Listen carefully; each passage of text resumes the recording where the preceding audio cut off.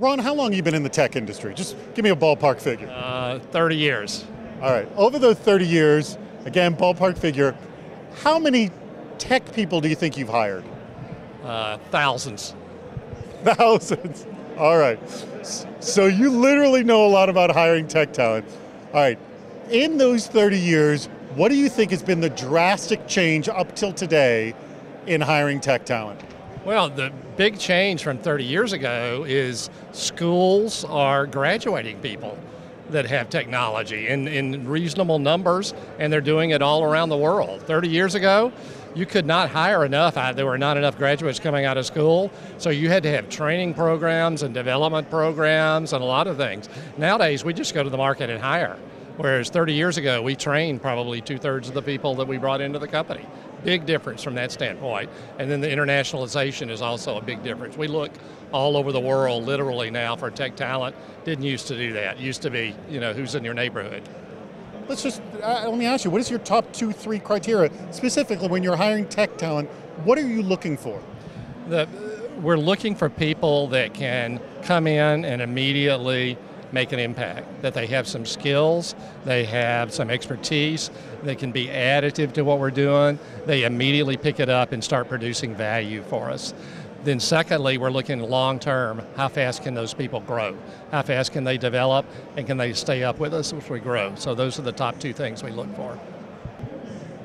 What about the issue of diversity? A lot of the companies I speak to feel they're not doing the world's greatest job in that respect because it's just tough. I mean, even the biggest companies are having problems. Where do you feel you are in the diversity challenge?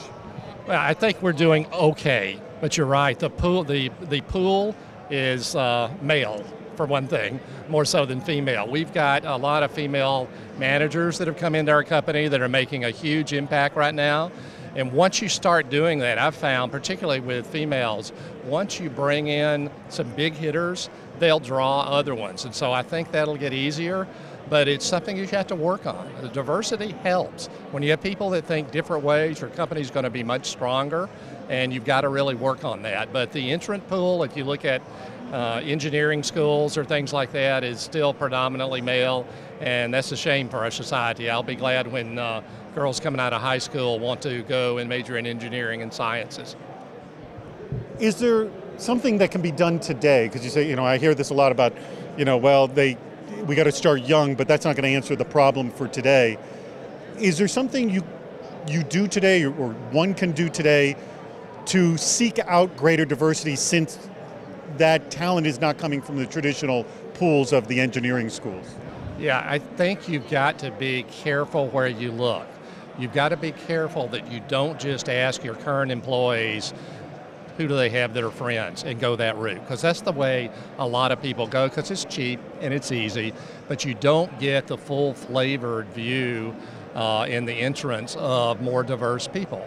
You have to take some activities where you go out to places to present, you make yourself visible, you advertise in different places, and you explicitly try to find some people with more diversity. When you do that, I think you can change your applicant pool, and if you change your applicant pool, then ultimately you're going to change your employee base and the ratios.